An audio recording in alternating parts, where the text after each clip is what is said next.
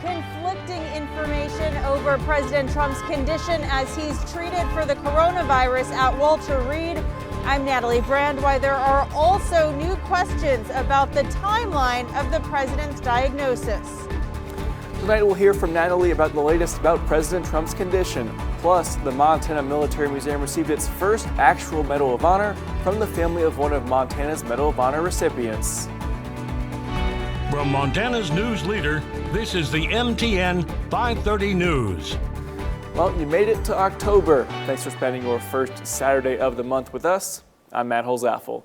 Our top story this evening, the same as it was yesterday. President Trump tweeted Saturday he's feeling well as he undergoes treatment for the coronavirus. The president's physician said he's doing, quote, great, but there are conflicting reports about the president's health and new questions about the timeline of his diagnosis. CBS News correspondent Natalie Brand reports from Walter Reed National Military Medical Center in Bethesda, Maryland. The president's physician and a team of doctors from Walter Reed said Saturday the president is doing well.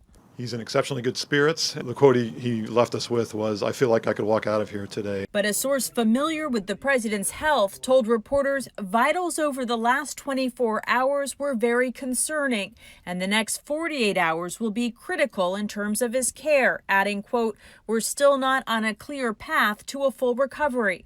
CBS News has also confirmed the president was administered supplemental oxygen at the White House Friday before he was flown to Walter Reed in the evening. It's not clear if the president was having trouble breathing at that time. President Trump's physician, Dr. Sean Conley, deflected questions on that topic. He's not on oxygen right now, that's right. He's not received any at all? He's not needed any this morning today at all. And new questions are now emerging about the timeline surrounding the president's diagnosis. Just 72 hours into the diagnosis now. In a White House statement issued shortly after, Dr. Conley said he incorrectly used the term 72 hours and should have said day 3, adding that the president tested positive Thursday night. Earlier that same day, President Trump attended a fundraiser in New Jersey. He traveled to Minnesota the day before. It's still unclear exactly when President Trump began displaying symptoms, and Dr. Conley declined to answer a question about when the president last tested negative for the virus. I'm not going to get into all the testing going back, but he and all the staff routinely are tested. As the White House continues contact tracing, the list of those in the president's circle who have now tested positive has grown. Chris Christie is among the latest. He's now one of 8 people who attended last Saturday's White House ceremony for Supreme Court nominee Amy Coney Barrett, who have since tested positive. Natalie Brand, CBS News, Bethesda, Maryland. And Senators Mike Lee of Utah and Tom Tillis of North Carolina have also tested positive. They both attended the Supreme Court nominee ceremony 1 week ago. For the third time in 4 days, Montana has set a new single-day record for COVID-19 cases in a single day. Since yesterday, 501 new cases reported around the state, many of those coming from Cascade, Flathead, and Gallatin counties. That pushes Montana over 14,000 total cases and 4,400 active. This time last month, we were reporting just over 2,000 active cases and just under 8,000 confirmed. There have been just over 4,000 recoveries since then. Some good news there. Cascade County shows 419 active cases, 860 total. Lewis and Clark County reports 160 active cases and 362 total. There are 4 counties with over 1,000 confirmed cases at this point: Bighorn County, Flathead County, Gallatin County, and Yellowstone County. This morning, the Pend Oreille County Health Department reported the county's first coronavirus-related death. The health department declined to release further information about the death, including the individual's identity, citing privacy concerns. The Cascade County Detention Center also provided an update this afternoon. They currently have 9 active cases in the county side of the facility, 33 active cases in the state prison, and no positive detention officers. The race for Montana governor is one of the top contests in the Treasure State this November. The chief executive will work with the 2020-2021 legislature to guide the state on education, Medicaid, taxes, and a likely continued response to the pandemic. Republican Greg Gianforte and Democrat Mike Cooney square off tonight in an MTN debate and lay out their vision of Montana's future. Gianforte is running on his success as a businessman. He's one of the wealthiest men in Montana and is currently serving his first full term in the U.S. House. Cooney, a veteran of many elected offices, says he's the steady hand who knows how to run the government and maintain vital services in these tough times. I bring a record of results to the people of Montana. Let's just look at it. Under our leadership, we've expanded access to more than 250,000 more acres of public lands. We've expanded access to 90,000, access to healthcare to 90,000 Montanans. And we have fostered an economy strong enough to weather this COVID crisis. People have seen my record serving this great state. And some of the things I'm most proud of is the bipartisan work I did to get the first wild and scenic river designation for East Rosebud in over 40 years here in this state. I was the only Republican member of Congress during the 115th Congress that consistently voted for permanent reauthorization of LWCF. MTN's 2020 Vote the Race for Montana Governor debate airs immediately after tonight's 5:30 news. You can also watch the debate on your favorite streaming device or on demand on our website. Almost October now, but we're still seeing warm weather day after day. And it's looking like tomorrow is going to be fairly windy as well. Grant Garland joins us now to tell us more. Hey, Grant.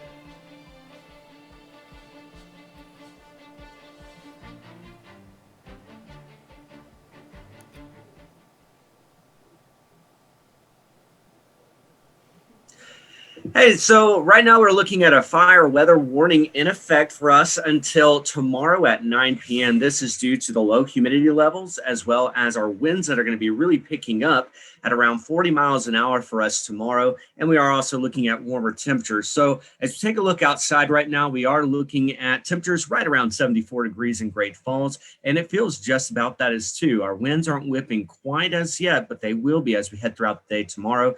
Temperature 74 degrees in Great Falls, 75 in Helena, 67 in Havre right now. You head on out to Glasgow, though, 65 degrees. And overall, with sustained winds, 5 miles an hour in Great Falls, 6 in Helena and Jordan, and 9 in Cut Bank. And we are looking at hazy conditions coming back into play tomorrow afternoon. Thankfully, though, not seeing that right now. Over the last 3 hours, we've been looking at clear skies for most of us, allowing for us to warm up into the mid-70s. And tonight, well, temperatures falling down into the 40s for a lot of us. 44 degrees in Great Falls, Helena, and Lewistown and Hayes, 39 in Havre. Matt, back to you. All right, thanks, Grant. We'll check back in with you later. There's a new committee in Cascade County in response to the national civil unrest and calls to defund police. The Cascade County Sheriff's Office has created a use of force committee. It's made up of 3 citizens, members of the Sheriff's Office, and the county attorney. The citizen members serve 1-year terms. Sheriff Jesse Slaughter announced Friday the committee has been meeting once a month since June. At each meeting, the committee members review and discuss all the evidence in all of the Sheriff's Office's use of force incidents since the previous meeting. We want to come up with a real solution, something that maybe will help alleviate some of the frustration and anger, and most importantly, misunderstanding of use of force issues in law enforcement. We have a link to the Sheriff's full news conference in this story on our website. Well, the Montana Military Museum received its first actual Medal of Honor from the family of one of Montanans' Medal of Honor recipients. That story and more after the break.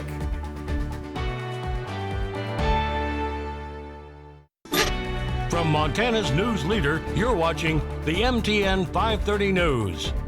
Well, the Montana Military Museum received its first Medal of Honor for display earlier today. The Medal of Honor belonged to technician 4th grade Laverne Parrish from Ronan, Montana. According to the museum, he was a medical aid man during World War II. While under intense enemy fire in the Philippine Islands, Parrish treated 37 wounded soldiers at the cost of his own life. He received the Medal of Honor, making him one of 9 Montanans ever to receive the medal. The Parrish family donated the medal to the museum to continue to tell his story. They also donated Parrish's Purple Heart, Bronze Star, and the General Order that published his Medal of Honor. We feel very proud that we'll be able to have this on display here in the museum. That's our mission, is to tell those stories. So we've been looking forward to doing this. You can see by the nature of the documents here that we have something that's very special. For the first time ever, the nation's energy czar paid a visit to Colstrip, Montana. Department of Energy Secretary Dan Brouillette touring both the Colstrip power plants and the nearby Rosebud coal mine yesterday morning in a visit mining policy and politics. MTN's Jay Cohn reports. Energy Secretary Dan Brouillette in Montana this week to mix a little energy policy with politics. His visit to the Colstrip power plant and the nearby Rosebud coal mine on Friday, a call to arms for Montana's top GOP office holders. Energy Secretary Dan Brouillette, now the first head of the Department of Energy to personally pay a visit to Colstrip, and in particular the nearby Rosebud coal mine. Thank you for coming to see us today, and please come back often. The Rosebud mine at its peak produced 13 million tons of coal per year. Today that number has dropped to around 6 million tons. Secretary Brouillette used his visit here to promote the Trump administration's all-of-the-above energy strategy, a strategy that includes burning coal and investing in carbon coal capture technology for the foreseeable future. All of the above means that we're going to pursue all forms of energy here in the United States. That includes renewable energy, it includes coal, it includes nuclear power, it includes hydropower. And the reason we do that is because it provides consumers options. And when they have options, they have a competitive marketplace, they have lower prices for energy, not only here in Montana, but all across the world and all across our country. There are many places around the world that want this Montana coal. This is a chance for us to continue to expand jobs here in Montana, as well as ensure we keep the world a safer place as well as our country. While a focus of today's visit by the Secretary was the importance of coal jobs and new carbon capture technology, there was no timeline offered, nor any estimate on what that might cost. Also absent, any mention of global warming or potential cleanup jobs at Colstrip. The leaking coal ash ponds at the power complex requires the city to pump its drinking water from the Yellowstone River some 30 miles away. According to a 2019 study, that cleanup could take 30 years or longer and provide hundreds of jobs. Colstrip State Senator Dwayne Ankney has his doubts. I don't know how many jobs really there is. I can come out with a report that says anything. It don't mean that's going to happen. Secretary Brouillette also toured the Colstrip power plants, where units 1 and 2 now sit idle after their shutdown last year. But like his tour of the coal mine, that was not open to the media. The Secretary's visit did attract the top echelon of Montana Republicans on this fall's ballot: Senator Steve Daines, Congressman Greg Gianforte, and State Auditor Matt Rosendale, all eager to be part of this photo opportunity with a member of the President's cabinet. With Montana's energy future front and center in this 2020 election, the Secretary's visit here today, a true focal point as this campaign season enters its final month. In Colstrip, I'm Jay Cohn reporting for MTN News. And Westmoreland is seeking a new state permit to open up additional acres for mining. That would extend the life of the Rosebud mine another 7 years. The public comment period on the proposal ends November 23rd. We'll be back with your weather forecast right after this. Storm Tracker weather starts now with Grant Garland. Well, good Saturday evening, everybody. I hope that you have had a fantastic start to your weekend. Let's go ahead and take a look outside in Helena right now. We are looking at beautiful conditions, blue skies, maybe a little bit of a haze, but overall not too bad. Current temperature 74 degrees in Great Falls, 75 in Helena, 65 in Glasgow, and 72 in Cut Bank. With our winds, we're seeing 5 miles an hour here in the Electric City, 6 in the capital. Head on up towards Cut Bank, looking at 9 mile per hour winds. And whenever you mix in the warm temperatures with our winds, we're seeing actually 22% humidity here in Great Falls, so definitely dry here. You head on over, though, to Jordan, well, looking at a little more humidity at 34%. So you might wonder, why are we seeing the blue skies really today? It's because of the haze that is staying out towards Spokane, but we are expecting for that haze to start to shift towards the east and be with us tomorrow afternoon. So as far as our air quality is concerned, we still are looking at moderate conditions for those in Butte, Missoula, and Kalispell, and unhealthy for sensitive groups for those in Malta. Elsewhere, though, looking at good conditions in Helena, Great Falls, and Lewistown. Now, over the last 3 hours, we've been looking at clear skies for the most part, no problems to complain about. And this is all thanks to a high pressure that continues to really influence our entire area. And that's going to be the continuing trend as we go throughout the night with mostly clear skies and winds becoming light and variable. So heading into around the 6 o'clock hour, High pressure doesn't move much, but we start to see a few clouds try to make their way closer to those in Glasgow. We're also expecting a cold front to start to get closer to the area by around 6 p.m. tomorrow. And this is going to help our temperatures cool down for us on Monday and also bring with us some breezy conditions as well. But we aren't expecting any rain, unfortunately, with this next system.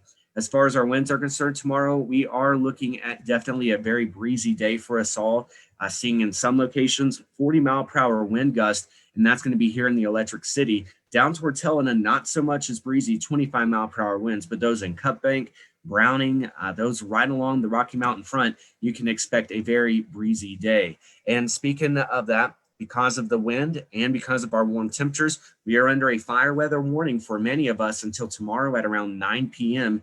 due to those conditions. Now, when is the driest part of the day for us here in Great Falls? Well, it's going to be right around the 4 o'clock hour where we're seeing 12% humidity, definitely very dry. And what about for those in Helena? Well, we are looking at right around 18%, 17% for around the 3 p.m. area. So definitely dry tomorrow. Tonight, temperatures falling down to 44 degrees in a lot of places, looking at Great Falls, Helena, and Lewistown with that. 39 degrees in Havre and 38 in Jordan. Then tomorrow, well, temperatures warming up to 83 degrees in Great Falls, 80 in Helena, 80 degrees in Havre, 84 in Jordan. Definitely warmer, very warm than what we typically see for this time of year, which is in the mid 60s for us. As we go throughout the next 7 days, a couple things to notice. Breezy day tomorrow. Could see some wind gusts on Monday, but then another breezy day for us on Tuesday. Then we're going to be looking at an isolated chance for showers for us on Saturday. Definitely hope that we get to see some rain. And that's really the same situation for our friends in Helena, but 25 miles an hour tomorrow. Matt, back to you. All right, thanks, Grant. Well, the State AA Golf Tournament wraps up this weekend, and if you missed yesterday's action, our Jack Ginsburg will bring you the highlights in just 2 minutes.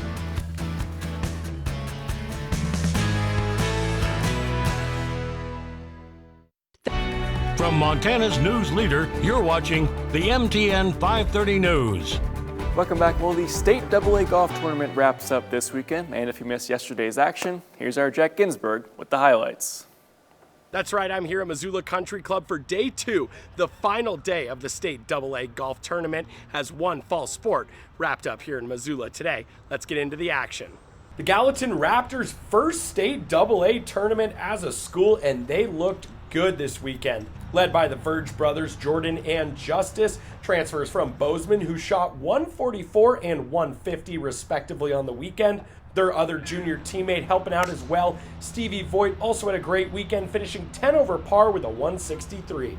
But no one was better than Sentinel freshman Cade McDonough this weekend, who shot 70 on both days to finish 3 under par and lead his Spartans to a team title over Gallatin by 6 strokes. It was the putting. I had like 5 or 6 lip outs today, which didn't help, but I putted well enough to shoot 70. So much fun. Our team chemistry is very good, which helps us shoot very low scores, especially here too, because we're from here, so it's special. On the girls' side, who else but Bozeman dominating the field once again. Cooper Narr came into the day with a 2-stroke lead, but her teammate Sammy Yates comes storming back to win the individual title at 9 over par with a 152, beating Narr by just 1 stroke. And the Lady Hawks win the team score by a large margin, finishing 66 over par on the weekend. Our team just really has been grinding, and we've been talking about every single tournament, like every shot counts. And I really think that our team really took that to heart, and I saw the girls just grinding and really just putting all they had into the golf game. But with that wraps up the State AA golf season right here at Missoula Country Club. Reporting in Missoula, Jack Ginsburg, MTN Sports. All right, thanks, Jack. Well, if you need more golf, football, volleyball highlights, you know where to go. That's right, head over to montanasports.com. We'll be right back. Right, so we are looking at fire weather tomorrow morning and lasting through the evening at 9 p.m., all thanks to our windy conditions. Overall, expect for us to see a mostly sunny day with breezy conditions tomorrow with 40-mile-per-hour winds gusting. Sunny conditions with us on Tuesday. And to get a look at your last 3 days for at least Helena, again, windy day tomorrow with mostly sunny skies. Matt? Well, starting this weekend, you can get even more coverage from our MontanaSports.com team with MTN Sports Extra. It's part of an expanded edition of the MTN 10 o'clock news where you'll get more of the in-depth coverage you've come to expect from Montana sports leader. MTN Sports Extra Saturday and Sunday beginning right here tonight at 10. We will see you back for that later.